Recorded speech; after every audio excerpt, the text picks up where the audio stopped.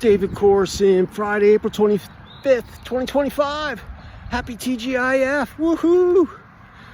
Last Friday in April, number 17 for the year. Time is flying by, only 35 more to go. And it'll be the end of the year. Hello, 2026. Never a dull moment. Anyway, it's a little past 6. I'm out here warming up, ready to kick it in gear. Figure I want to get this done because I'm trying to get home for the DU Marquette game that starts at 7. I'll be yelling at my laptop. I'm going to do a little paperwork. I'm sitting there watching the game. And then maybe we'll get something to eat. My wife's running late. Out there doing stuff today with one of her real estate friends. They're on their way home. So I'm out here working on myself, my happiness, my financial stability, my cardio, my legs, my arms, my mental capacity. And had an awesome day, had an awesome week. Looking forward to the weekend. I'm going to be busy. I'm going to get my concrete poured tomorrow.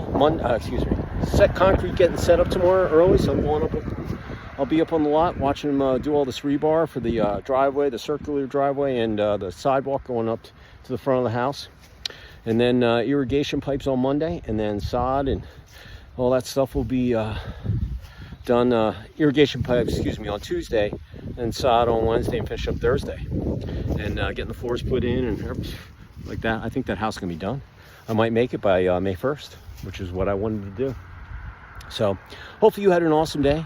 Still got a smile on your face, positive thought, all that good stuff. I'm just going to continue on stretching my legs here as I talk. I might go in the shade in and out, but that's okay. In any event, oh man, I got a ton of stuff done today. Got working on my magazine, going into production, trying to get people to fill out these engineering forms, getting some ads in, booking some podcasts for the next couple of weeks. Getting ready for the weekend, what I got to get done at the house. We got to prepare our house to get sold too.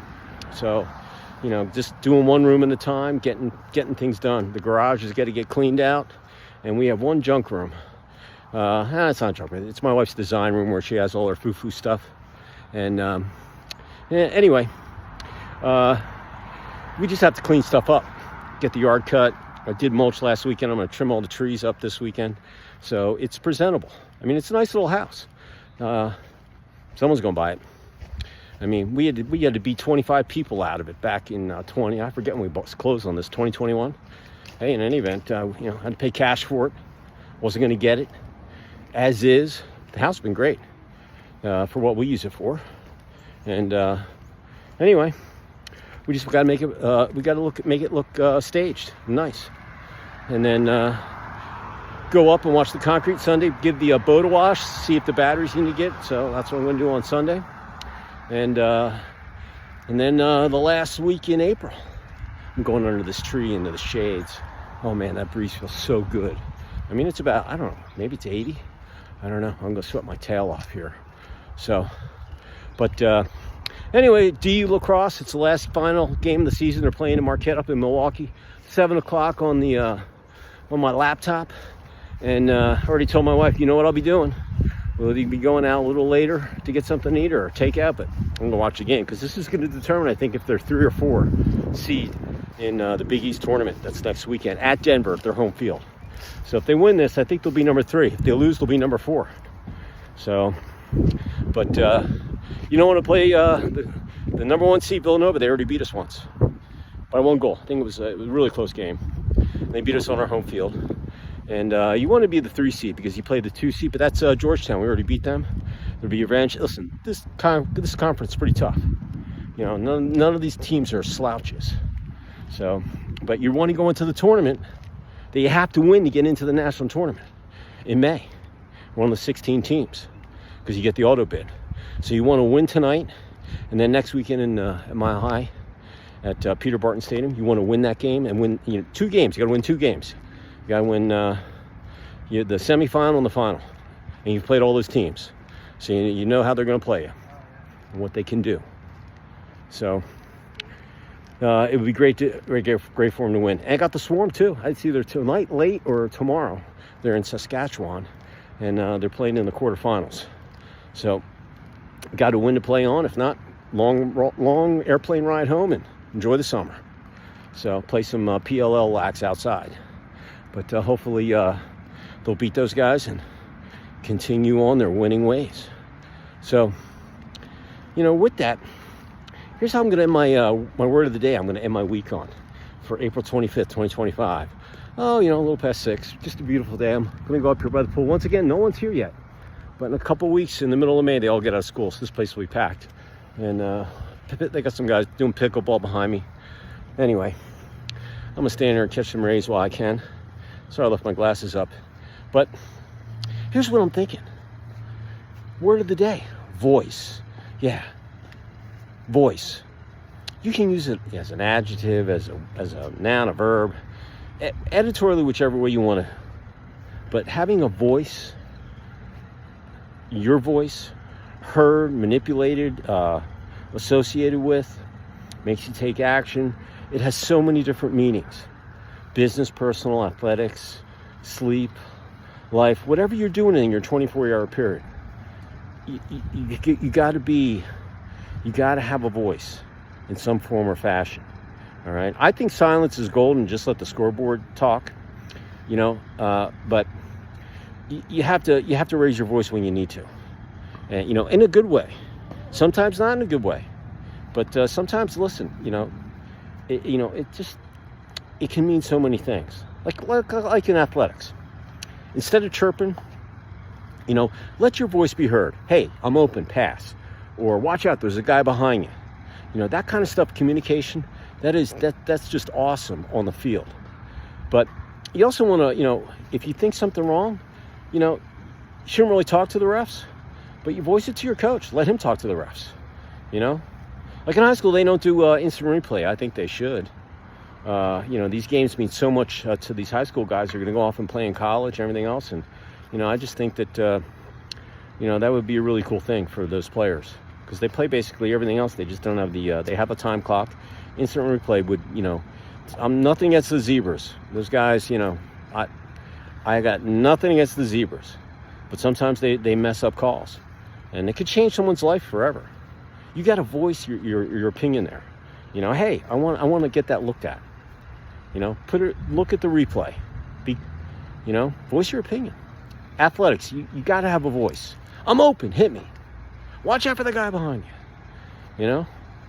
And maybe you're in class. Hey man, that was a great dad. Give that person kudos in front of your whole team or your whole business, guys.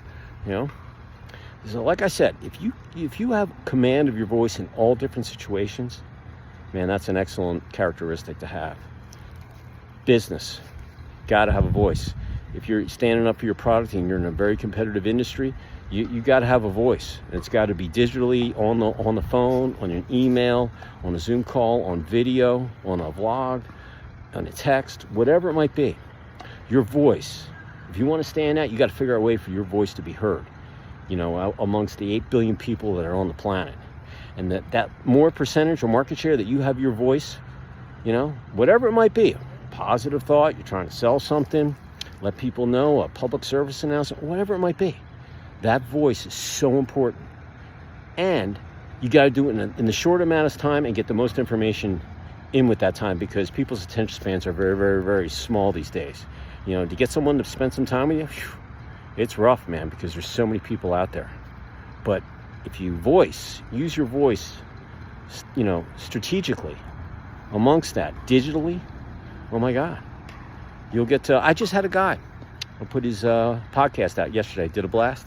Hit 33 people that hit his, it hadn't even been 24 hours. He came in, he goes, hey man, I don't even get this stuff, man, but I had 33 people hit that. And that was awesome. I said, hey man, all you need is one good one. He's in project management. But that's kind of stuff. I was like, heck, only 33? What if you got 0? What if you got 2? You only need is 1. Hey, let's go after those 3. And that's going to grow. We just sent the thing out. People sit on those emails and whatever. You're always going to get people that will look at them. So that's having a voice. That's in real time. Just a real good example, in business. In relationships, you got to have a voice. Hey, you want to go out to breakfast? You want to go out to lunch, dinner, date? Hey, you want to go horseback riding? Hey, you want to go ice skating? Hey, you want to go to the water park? Hey, you want to go out in the boat, water ski? You want to do stuff, you got to communicate, you got to have a voice. All right. And you got to have a voice because you remember all the people that you communicate with during the day.